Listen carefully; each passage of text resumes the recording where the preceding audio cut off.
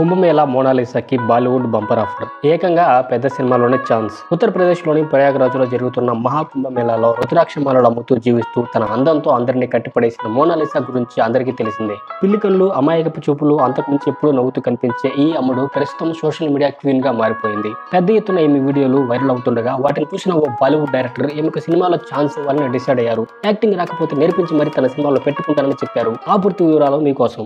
Hi hello, welcome back to my channel. I'm Shankar. మీరు కనుక నా ఛానల్కి ఫస్ట్ టైం వచ్చినా, మీకు నా కంటెంట్ నచ్చినా, please like and subscribe to my channel. Your one like and one subscribe means a lot to me to encourage and to create more content like this.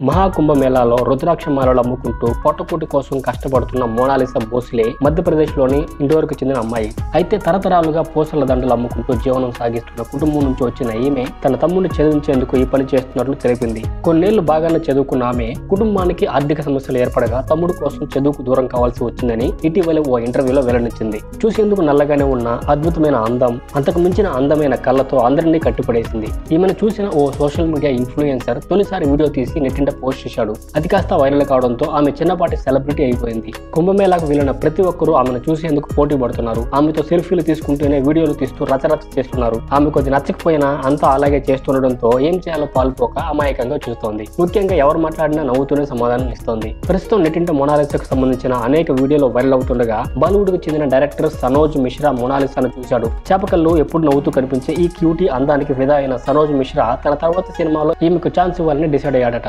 ఇదే విషయాన్ని తన ఎక్స్ వేదికగా ప్రకటిస్తూ దీనికి మీరు ఎలా స్పందిస్తున్నారంటూ నెటిజన్లని ప్రశ్నించాడు.